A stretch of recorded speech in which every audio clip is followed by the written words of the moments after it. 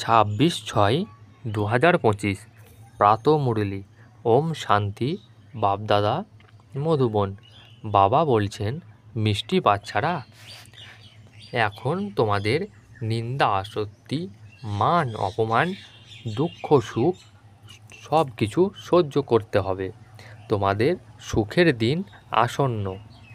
তো প্রশ্ন, বাবা নিজের ব্রাহ্মণ সন্তানদের একটি কোন ওয়ার্নিং দেন? উত্তর, বাচ্চারা, কখনো বাবার প্রতি রাগ অভিমান করবে না। যদি বাবার প্রতি অভিমান করে রেগে থাকবে, তাহলে সদ্গতি থেকে বঞ্চিত থাকবে। বাবা ওয়ার্নিং দেন, অভিমান করলে কঠিন সাজা ভোগ করতে হবে। নিজেদের মধ্যে বা ব্রাহ্মণীদের সাথে অভিমান বা রাগ করলে ফুলে পরিণত হবে না, উপরন্তু কাঁটায় পরিণত হবে। তাই খুব সাবধানে থাকবে। গীত, ধৈর্য ধরো হে মানব। ওম শান্তি।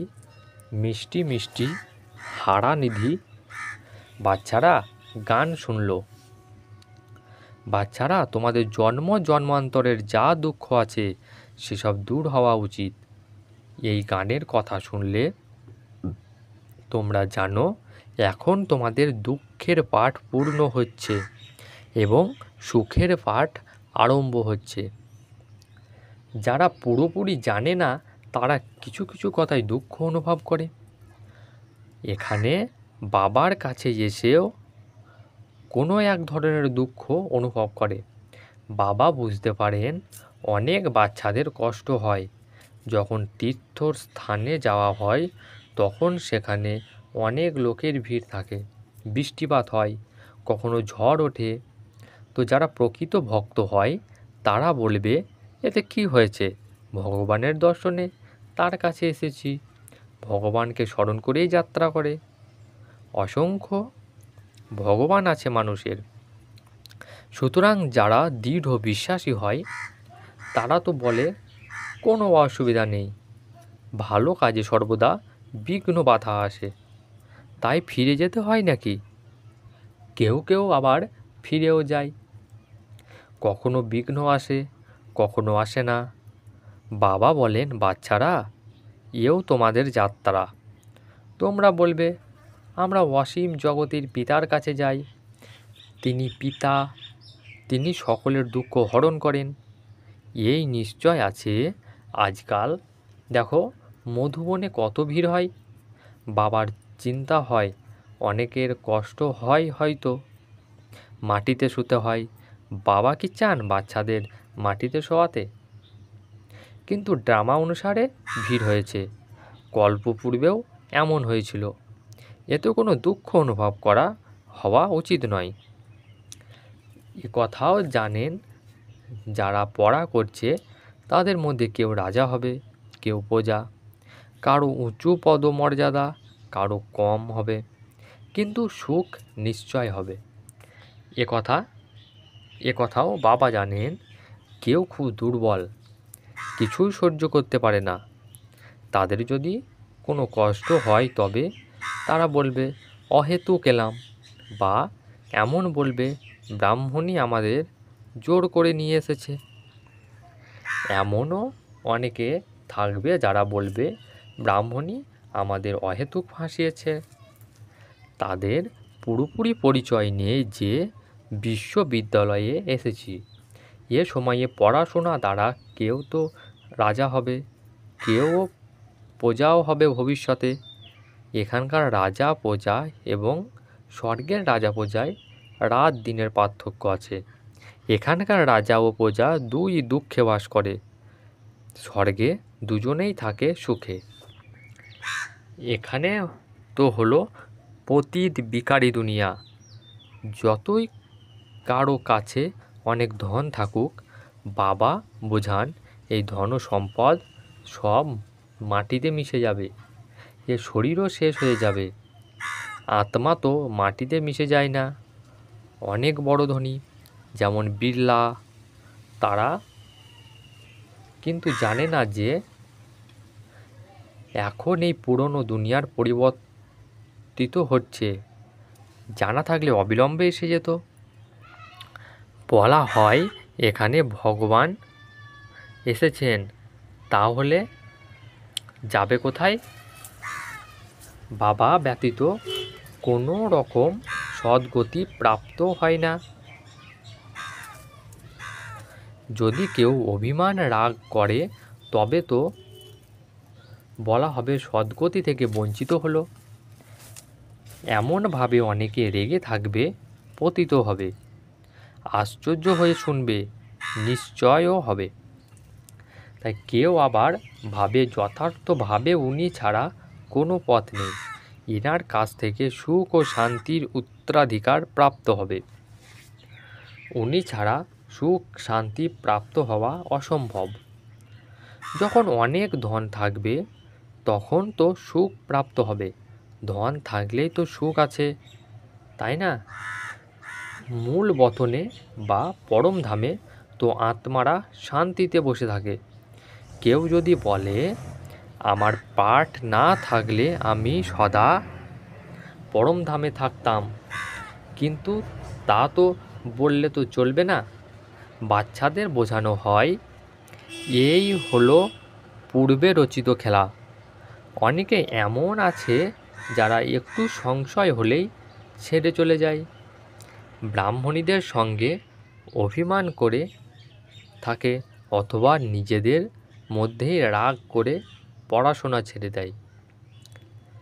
এখন তোমাদের এখানে ফুল হতে এসেছো, এখন তোমরা এখানে ফুল হতে এসেছো, অনুভব করো সঠিকভাবে আমরা কাঁটা থেকে ফুলে পরিণত হচ্ছি। ফুল অবশ্যই হতে হবে। কারো এমন সংশয় থাকে অমুক অনেক কর্ম করে তাই আমরা আসবো না, ব্যাস রাগ করে ঘরে বসে থাকে। বাবা বলেন অন্যদের সঙ্গে যত অভিমান করো, কিন্তু একমাত্র বাবার প্রতি কখনো রাগ করবে না। বাবা ওয়ার্নিং দেন সাজা ভোগ খুব কঠিন। গর্ভেও যে সাজা প্রাপ্ত হয় সব সাক্ষাৎকার করানো হয়, সাক্ষাৎকার ব্যতীত সাজা প্রাপ্ত হবে না। এখানকার সাক্ষাৎকারও হবে। তোমরা পড়াশোনা করাকালীন ঝগড়া করেছ, রাগ করে পড়াশোনা ত্যাগ করেছ। তোমরা বাচ্চারা বুঝেছ যে তোমাদের বাবার কাছে পড়া করতে হবে, পড়াশোনা কখনো ছাড়বে না। তোমরা এখানে পড়া করো মানুষ থেকে দেবতা হওয়ার জন্য। এক উঁচু থেকে উঁচু বাবার কাছে আসো তোমরা সাক্ষাৎকার করতে। কখনো অনেক বেশি সংখ্যায় এসে পড়লে ড্রামা অনুসারে একটু কষ্ট হয়। বাচ্চাদের সামনে অনেক বড় ঝড় আসে, অমুক জিনিস পাওয়া যায়নি, এই পাইনি ইত্যাদি। এই শব্দ কিছুই না। যখন মৃত্যুর সময় আসবে তখন অজ্ঞানী মানুষ বলবে আমরা কি অপরাধ করেছি, অহেতুক আমাদের মারছ কেন? শেষ সময়ের পাঠকে বলা হয় রক্ত প্রবাহের পাঠ। হঠাৎ বোমা পড়বে, অসংখ্য মানুষ মরবে, এই হলো রক্তক্ষয়ী সংঘর্ষ, তাই না? অজ্ঞানী মানুষ চিৎকার করবে। তোমরা বাচ্চারা খুব খুশি অনুভব করবে, কারণ তোমরা জানো এই দুনিয়ার বিনাশ হবেই। অনেক ধর্মের বিনাশ না হলে এক সত্য ধর্মের স্থাপনা কিভাবে? সত্য ধর্মের স্থাপনা হবে কিভাবে? সত্য যুগে একটি আদি সনাতন দেবী দেবতা ধর্ম ছিল। কে বা জানে সত্যযুগে আদিকালে কী ছিল? এ হলো পুরুষোত্তম সঙ্গম যুগ। বাবা এসেছেন সবাইকে পুরুষোত্তম বানাতে। তিনি হলেন সকলের পিতা, তাই না? ড্রামাকে তো তোমরা জেনেছ, সবাই তো সত্যযুগে আসবে না, সবাই তো সত্যযুগে আসবে না, এত কোটি কোটি মানুষ সত্যযুগে আসবে না। এ হলো ডিটেল কথা। অনেক কন্যারা আছে যারা কিছু বোঝে না, ভক্তিমার্গে মগ্ন আছে, জ্ঞান বুদ্ধিতে টিকবে না, ভক্তির অভ্যাস হয়ে গেছে, বলে ভগবান কি না করতে পারেন, মৃতকেও জীবিত করতে পারেন। বাবার কাছে এসে বলে অমুক মানুষ মৃতকেও জাগিয়ে তোলে, তো ভগবান কেন করতে পারবেন না? কেউ সৎ কর্ম করলে তার মহিমা বর্ণনা করতে থাকে, তারপর তার হাজার হাজার জন ফলোয়ার তৈরি হয়ে যায়। তোমাদের কাছে তো অনেক কম মানুষ আসে, ভগবান পড়ান, তাহলে এত কম কেন? এমন কথা অনেকেই বলে, আরে এখানে তো মরতে হয়। ভক্তি মার্গে তো কর্ণরস আছে। বিশাল আয়োজন করে বসে গীতা শোনানোর জন্য, ভক্তজন শোনে। এখানে কর্ণরসের কোনো বিষয় নেই, তোমাদের শুধুমাত্র বলা হয় বাবাকে স্মরণ করো।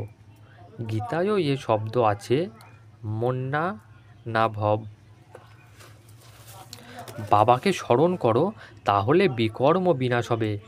বাবা বলেন ব্রাহ্মণীদের প্রতি বা সেন্টারের প্রতি রাগ অভিমান করো, আচ্ছা এই কাজটি করো, অন্য সব সঙ্গ ত্যাগ করে নিজেকে আত্মা নিশ্চয় করো, একমাত্র বাবাকেই স্মরণ করো। বাবা হলেন পতিত পাবন বা পতিতদের পবিত্র করেন তিনি। শুধুমাত্র বাবাকে স্মরণ করতে থাকো, সুদর্শন চক্র ঘোরাতে থাকো। এতখানি স্মরণ করলে স্বর্গ তো নিশ্চয়ই আসবে। স্বর্গ তো উঁচু পদমর্যাদা পুরুষার্থ অনুসারে প্রাপ্ত হয়।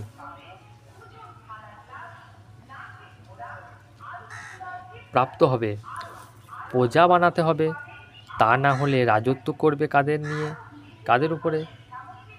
যারা খুব পরিশ্রম করে উঁচু পদের অধিকারী, তারাই বলবে উঁচু পদমর্যাদা প্রাপ্তির জন্য কত বুদ্ধি খাটায়। পুরুষার্থ না করে কেউ থাকতে পারে না। তোমরা জানো উঁচু থেকে উঁচু হলেন পতিত পাবন পিতা। মানুষ যদিও মহিমা গায়ন করে, কিন্তু অর্থ কিছুই বোঝে না।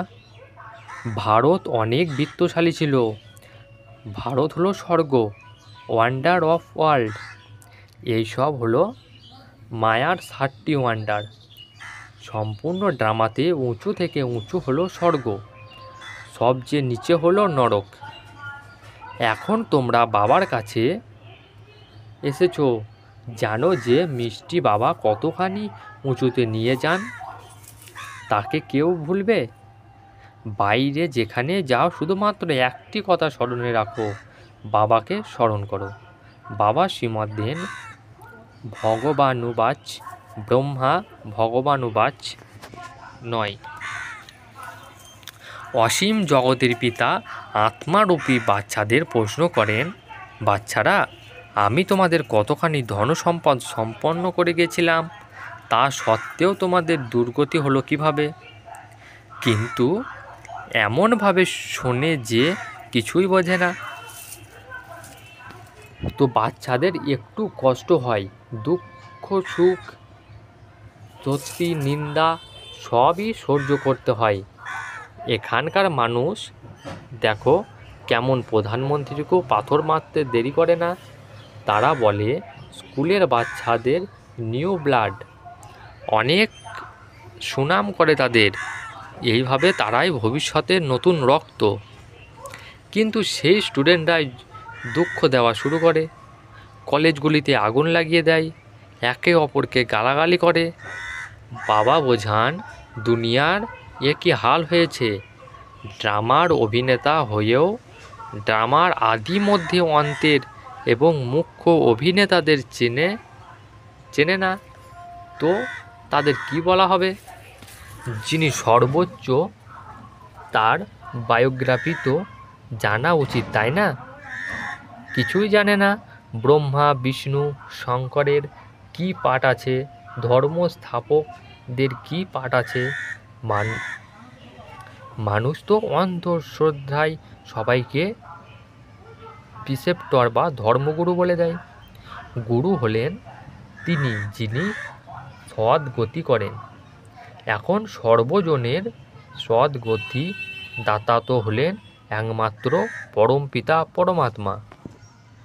পরম গুরুও হলেন তিনি, নলেজও প্রদান করেন। বাচ্চারা, উনি তোমাদের পড়ান, ওনার পাঠও ওয়ান্ডারফুল। ধর্ম স্থাপন করেন এবং সব ধর্মকে শেষও করেন। অন্যরা তো শুধু ধর্ম স্থাপন করে, স্থাপনা এবং বিনাশ করবেন যিনি, তাকে গুরু বলা হবে, তাই না? বাবা বলেন, আমি হলাম কালেরও কাল। একটি ধর্মের স্থাপনা এবং অন্য সব ধর্মের বিনাশ হয়ে যাবে, অর্থাৎ এই জ্ঞান যজ্ঞের সহা হয়ে যাবে। তারপরে না কোনো যুদ্ধ হবে, না যজ্ঞ রচনা হবে। তোমরা সম্পূর্ণ বিশ্বের আদি, মধ্য, অন্তের কথা জানো। অন্যরা তো সবাই নেতি নেতি বলে দেয়। তোমরা এমন বলবে না, বাবা ব্যতীত অন্য কেউ বোঝাতে পারে না। অতএব বাচ্চারা, তোমাদের অনেক খুশিতে থাকা উচিত, কিন্তু মায়ার সম্মুখীন এমন হতে হয় যে স্মৃতি ভুলিয়ে দেয়। বাচ্চারা, তোমাদের দুঃখ, সুখ, মান, অপমান সহ্য করতে হবে। যদিও এখানে কারো অপমান করা হয় না।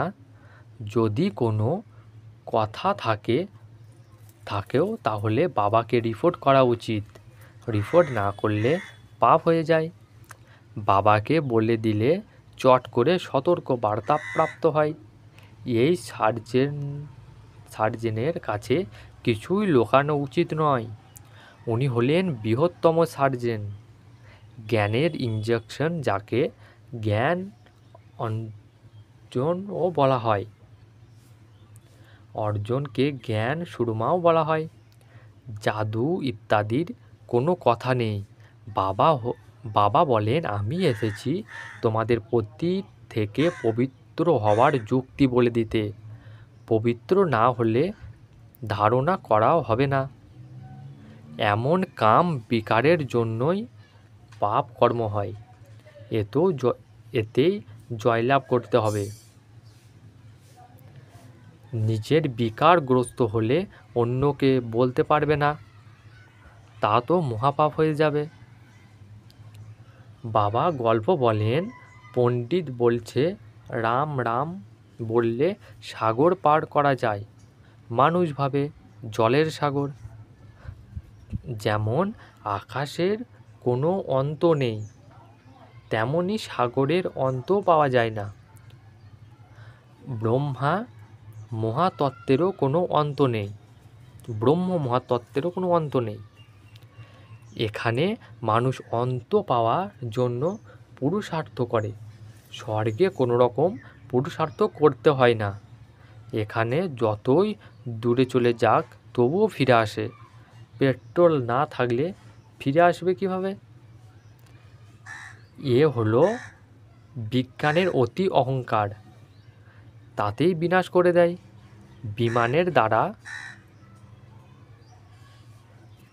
সুখও প্রাপ্ত হয়, অতি দুঃখও প্রাপ্ত হয়। আচ্ছা, মিষ্টি মিষ্টি হারানিধি বাচ্চাদের প্রতি মাতা পিতা বাপ দাদার স্মরণের স্নেহ সুমন, আর আত্মাদের পিতা তার আত্মারূপী বাচ্চাদেরকে জানাচ্ছেন নমস্কার। ধারণার জন্যে মুখ্য সার। নাম্বার 1, কোনো কারণে পড়াশোনা ত্যাগ করবে না। সাজা বড়ই করা। এর থেকে বাঁচতে অন্য সব সঙ্গ ত্যাগ করে কেবল বাবাকে স্মরণ করতে হবে। রাগ অভিমান করবে না। নাম্বার 2, জ্ঞানের ইনজেকশন বা জ্ঞান অর্জন দাতা হলেন একমাত্র বাবা। তিনি অবিনাশী সার্জেনের কাছে কোনো কথা লুকাবে না। বাবা বলে দিলে তৎক্ষণাৎ সতর্ক বাণী পেয়ে যাবে। বাবাকে বলে দিলে তৎক্ষণাৎ সতর্ক বাণী পেয়ে যাবে। তো আজকের বরদান: শারীরিক সুস্থতা, মনের খুশি আর ধনের সমৃদ্ধির দ্বারা শ্রেষ্ঠ ভাগ্যবান ভব। সঙ্গম যুগে সদা স্বস্থিতিতে থাকলে শারীরিক কর্মভোগ স্থূল থেকে কাঁটা হয়ে যায়, শূল থেকে কাঁটা হয়ে যায়। শরীরের রোগ যোগে পরিবর্তন করে দাও। শরীরের রোগ যোগে পরিবর্তন করে দাও, এই জন্য সদা সুস্থ থাকো।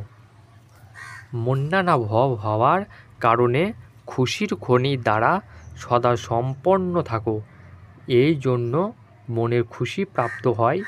আর জ্ঞান ধন হলো সব ধরনের থেকে শ্রেষ্ঠ ধন। জ্ঞান ধন যার কাছে আছে তার প্রকৃত শত দাসী হয়ে যায়, আর সব সম্বন্ধ একের সাথে থাকে। সম্পর্ক হলি হংসের সাথে আছে, সেই জন্য শ্রেষ্ঠ ভাগ্যবানের বরদান শত প্রাপ্ত হয়। স্লোগান: স্মরণ আর সেবা দুয়ারের ব্যালেন্সই হলো ডবল লক। অব্যক্ত ইশারা: আত্মিক স্থিতিতে থাকার অভ্যাস করো, অন্তর্মুখী হও। যেরকম অনেক জন্ম নিজের দেহ স্বরূপে স্মৃতি ন্যাচারাল ছিল, সেরকমই নিজের আসল স্বরূপে স্থিত অনুভব অল্প সময়ের জন্য করবে না। এই প্রথম পার্ট কমপ্লিট করো, তখন নিজের আত্ম অভিমানী স্থিত দ্বারা সকল আত্মাদেরকে সাক্ষাৎকার করানো নির্মিত হবে। ওম শান্তি।